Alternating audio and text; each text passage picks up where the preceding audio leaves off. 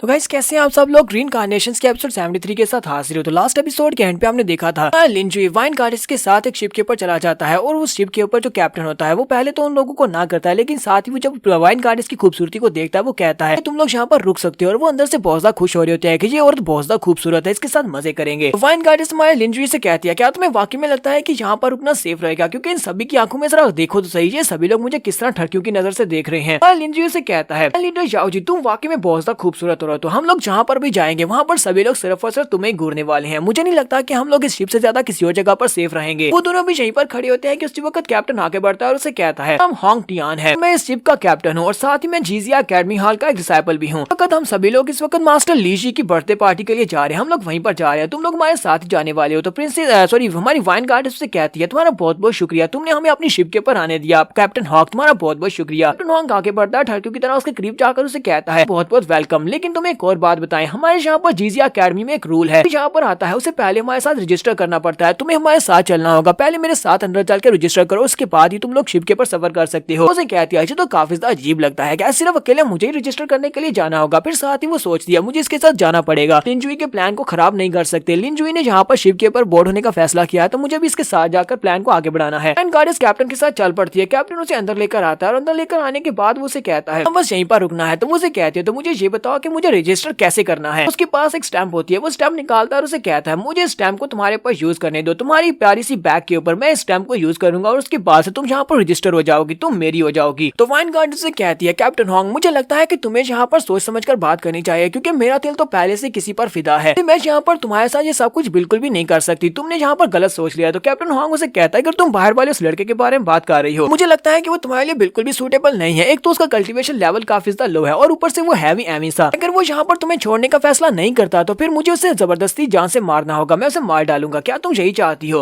Wine गार्डिस उसकी बात सुनने के बाद उसे कहती है अगर तुम्हारे जैसे यहाँ पर 100 और आ जाए तो मुझे नहीं लगता कि तुम सभी लोग मिलकर भी उस लड़के को मार सकते हो, वो तुमसे ज्यादा स्ट्रॉन्ग है। तो ये बात सुनने के बाद वो उसे कहता है अच्छा तो लगता है कि तुम उस लड़के लिंजुई को लाजमी तौर पर मरवाना ही चाहती हो, ठीक है मैं उसे तुम्हारी आंखों के सामने मारूंगी। ऐसी वो यहाँ पर ये वाली बात करता है, वाइन गार्डिस भी काफी गुस्सा हो जाती है, वो अपनी पावर्स को रिलीज करती है। जब वो अपनी पावर्स को रिलीज करती है तो उसकी पावर्स भी बहुत ज्यादा होती है। कहती है लगता है कि तुम मरना चाहते हो, क्या तुम्हारी कोई आखिरी ख्वाहिश है। इस बात से कैप्टन हॉन्ग बहुत ज्यादा घबरा जाता है और कहता है ऐसा कैसे हो सकता है, ये औरत तो क्वासी एम्परर राम में है, यानी कि ये बहुत ही जल्दी एम्परर राम में पहुंचने वाली है, ये पीक पर पहुंची हुई है। इसी के साथ ही उसे कहता है इस बात से क्या फर्क पड़ता है, तुम यहाँ पर फुल एक एम्परर राम की एक्सपर्ट भी होती तब इस बात से कोई भी फर्क नहीं पड़ता था, तुम मुझे टच भी नहीं कर सकती क्योंकि मैं जीजिया अकेडमी हॉल का एक स्टूडेंट हूँ, बहुत ही जल्दी हम लोग जीजिया अकेडमी हॉल में पहुंचने वाले हैं, तुमने मुझे टच किया तो तुम लोग अकेडमी हॉल में जा नहीं पाओगे। तो वाइन गार्डिस भी सोच रही होती है कि इस बंदे को मारना बहुत ज्यादा आसान है, मैं एक झटके में इसकी जान ले सकती हूँ, लेकिन अगर मैंने इसको मार दिया और हमारे लिंजुई का प्लान फेल हो गया तो फिर वो मुझे यहाँ पर स्कोल्ड करेगा, वो कहेगा कि मैंने यहाँ पर उसके प्लान को खराब कर दिया। इसके साथ ही साइड की दीवार टूटती है, धमाका होता है, वहाँ से एक लड़का अंदर गिरता है, तो हमारे लिंजुई ने दीवार के ऊपर किक मारी होती है, दीवार को तोड़कर अंदर आता है और उसे कहता है फाइन गार्डिस तुम्हें यहाँ पर इस नोबॉडी से परेशान होने की जरूरत नहीं है, अगर तुम इसको मारना चाहती हो तो इसे जान से मार सकती हो, मुझे यहाँ पर इससे कोई भी खतरा नहीं है और ना ही जो हमारे प्लान को फेल करने वाला है। तो ये बात सुनने के बाद कैप्टन हॉन्ग कहता है तुम्हारी हिम्मत कहती हुई जैसे हुई हमारी जीजिया अकेडमी के स्टूडेंट्स के ऊपर अटैक करने की, अब तुम यहाँ पर मरने वाले हो। जब वो अपनी एनर्जी को यूज करते हैं हमारे लिंजुई के ऊपर अटैक करता है, हमारे लिंजुई वहीं पर खड़े खड़े अपनी फायर को रिलीज करता है, लिंजुई को उसके अटैक को ब्लॉक करने की जरूरत भी नहीं पड़ती कि उसकी फायर जो होती है उसके सारे अटैक को ब्लॉक कर लेती है और आगे की तरफ बढ़ती है। लिंजुई की फायर आगे बढ़ती है जाकर उसके बाजू के ऊपर लग जाती है, क्योंकि वो अपने बाजू को सामने करते हुए फायर अटैक से अपने आप को बचाने की कोशिश कर रहा था। इसी फायर उसके बाजू के साथ लगती है, उसका बाजू जलना शुरू हो जाता है और वो फायर बुझ भी नहीं रही होती। इस बात से वो बहुत सा हैरान होता है और कहता है ये किस किस्म की फायर है जो बुझ भी नहीं रही। इसी के साथ ही वो अपना नाइफ निकालता है और अपने पूरे बाजू को काट देता है और कहता है सिर्फ एक ही तरीका है अपने बाजू को बचाने का और पूरी बॉडी को बचाने का, कि वो आग आगे फैल रही होती है। तो वो अपने बाजू को काट कर कहता है तुम्हारी हिम्मत कैसे हुई, तुमने यहाँ पर मुझे जख्मी कर दिया, अब तुम्हें क्या लगता है कि तुम बच पाओगे, मैं जीजिया अकेडमी हॉल में जाकर एम्परर को बताने वाला हूँ। वाइन गार्डिस से कह दे कि तुम वाकई में श्योर हो कि इसको जख्मी करने से कोई भी नुकसान नहीं होने वाला, कहीं हमारा प्लान फेल तो नहीं हो जाएगा। तुम्हारा जुंजी से कहता है तुम यहाँ पर जिसको भी मारना चाहती हो उसे मार सकती हो, मुझे किसी से भी फर्क नहीं पड़ता, बस उसके सामने मेरा नाम मत लेना, तो अभी मेरे नाम के बारे में नहीं पता चलना चाहिए, मैं यहाँ पर लो प्रोफाइल रखना चाहता हूँ।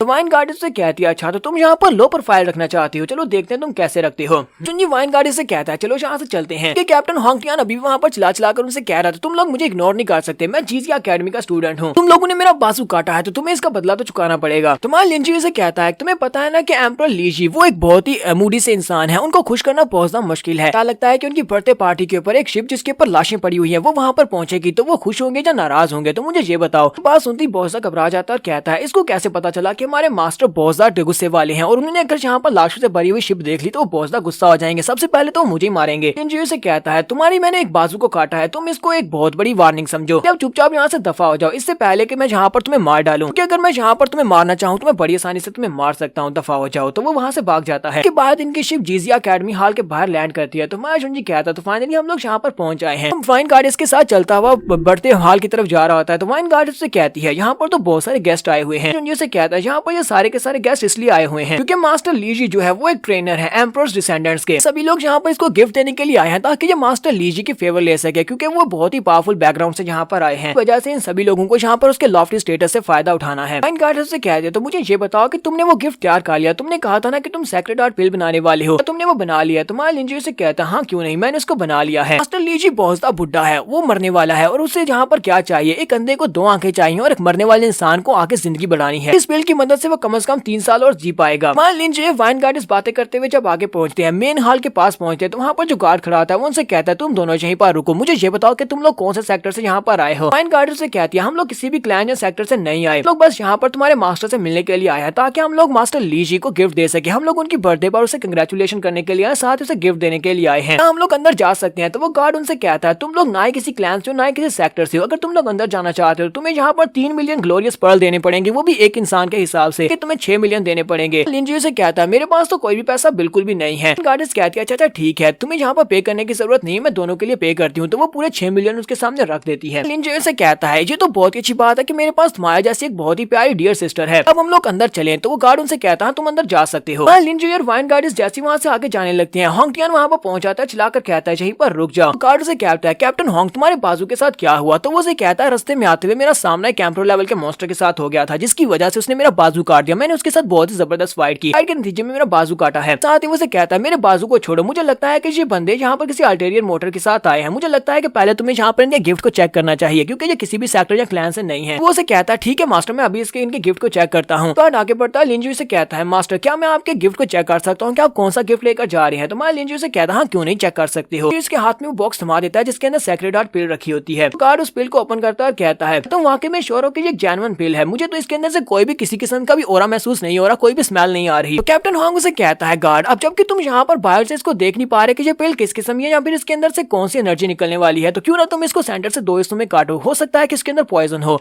तो वो गार्ड उसे कहता है लेकिन अगर हमने इस पिल को काट दिया तो इसकी पावर्स कम से कम 50% के हिसाब से कम हो जाएगी, तो ये बिल्कुल फायदेमंद नहीं रहेगी। वाकई में हमें ऐसा करना चाहिए। साथ ही वो सोच रहा होता है ये यहाँ पर जानबूझकर इनके लिए मुश्किल क्रिएट कर रहा है, इसका इनके साथ क्या झगड़ा है जो यहाँ पर मुझसे पिल भी कटवाना चाहता है। तो कैप्टन होंग उसे कहता है जैसा मैं तुम्हें कह रहा हूँ बिल्कुल वैसा ही करो, तुम इस पिल को काट कर देखो। साथ ही वो अपने पास से रिंग निकालता है और उसे कहता है इस रिंग के अंदर जितने भी ग्लोरियस पर्ल्स हैं वो सारे के सारे तुम्हारे हो जाएंगे अगर तुम वैसे ही करते हो जैसा मैं तुम्हें करने का कहता हूँ। वो गार्ड हमारे लिंजी से कहता है मुझे लगता है कि तुम्हारी ये पिल फेक है, इसी वजह से मुझे इसे कट करके देखना पड़ेगा, इसे कट करके देखना चाहता हूँ कहीं इसके अंदर पॉइजन तो नहीं है। तुम्हें इस बात से कोई मसला तो नहीं है? तुम्हारे लिंजी से कहता है तुम्हें पता है ना कि इसको कट करने से इसकी पावर कम हो जाएगी। मैं यहाँ पर तुम्हें पहले वार्निंग देना चाहता हूँ क्योंकि बाद में तुम्हें इसका बहुत ज्यादा पछतावा होने वाला है। तो वो गार्ड आके हंसना शुरू कर देता है। हमारे लिंजी से कहता है क्या तुम्हें वाकई में लगता है कि मैं यहाँ पर तुम्हारी धमकी से डर जाऊंगा? तुम्हें लगता है कि मैं इस पिल को काट नहीं सकता? पिल को नीचे रखता है और अपने बाले को बड़ी स्पीड के साथ घुमाते हुए पिल के ऊपर दे मारता है। जैसे वो अपने बाले को पिल के ऊपर मारता है तो पिल सेंटर से 2 हिस्सों में कट जाती है। जैसे वो पिल कटती है तो उसके अंदर से बहुत ही पावरफुल ओरा निकलता है। बस जितने भी लोग होते हैं वो कहते हैं इसकी फ्रेग्रेंस तो बहुत ज्यादा इंटेंस है। फ्रेग्रेंस को देखकर तो लगता है कि ये पिल बहुत ही पावरफुल पिल है, लगता है जो परफॉर्म टीयर की पिल है। बहुत ही पावरफुल मास्टर ने इस पिल को बनाया होगा क्योंकि एक हाई लेवल का एल्केमिस्ट इतनी पावरफुल पिल बना सकता है जिसकी प्योरिटी इतनी ज्यादा हो। लिंजी टूटी हुई पिल को ही उठा लेता है जो कि सेंटर से कटी हुई है। उस पिल को उठाता और कहता है चलो अंदर चलें। वाइन गार्ड इसको अपने साथ लेकर अंदर चला जाता है। जबकि अब गार्ड बहुत ज्यादा घबराया हुआ था। वो कैप्टन होंग से कहता है कैप्टन होंग मुझे बताओ कोई मसला तो नहीं होगा? तो कैप्टन होंग उसे कहता है उम्मीद करो कोई मसला ना हो। वो भी वहाँ पर अंदर चला आता है। तो अंदर आने के बाद वाइन गार्ड से कहती है तुम्हारी शक्ल को देखकर तो बिल्कुल भी ऐसा नहीं लगता कि तुम्हें इस बात से डिसअपॉइंटमेंट नहीं हुई, तो उसने तुम्हारे पिल को सेंटर से काट दिया, हम तो ये गिफ्ट देने वाले थे। हमारे लिंजी से कहता है मैं यहाँ पर डिसअपॉइंट क्यों नहीं होगा? इस पिल को सेंटर से काटने की वजह से कम इसकी 60% तक एफिशिएंसी चली गई है, इसकी पावर्स कम रह गई हैं। लेकिन मुझे इस बात का बिल्कुल भी अफसोस नहीं है क्योंकि ये पिल कौन सा मैं खाने वाला हूँ, जो ये पिल खाने वाला है डिसअपॉइंट तो उसे होना चाहिए। बात सुनने के बाद वाइन गार्डियंस कहती है इसके लॉजिक्स तो वाकई में कमाल के हैं। ये कहता है तो फाइनली हम लोग मेन हॉल में आ चुके हैं, चलो यहाँ पर जगह ढूंढते हैं अपने बैठने के लिए। वो दोनों ही साइड के ऊपर जाकर बैठ जाते हैं आखिरी बेंच के ऊपर। यहाँ पर उनके के साथ वाली टेबल के ऊपर जो बैठे होते हैं वो लोग बातें कर रहे होते हैं और कहते हैं हमने सुना है कि तीनों हाई लेवल के सेक्टर्स के तीनों मास्टर्स के तीनों बेटे भी यहाँ पर आने वाले हैं, तो पैट्रियट भी यहाँ पर आए हुए हैं। उसे कहता हाँ मैंने भी सुना है, मैंने सुना है कि ज़ेन जिंगशान जो कि ब्लेजिंग फायर हाल से है, मास्टर टैंग जिन जो कि city of 9 glorious sealed dragon से है और किंग किंग जो कि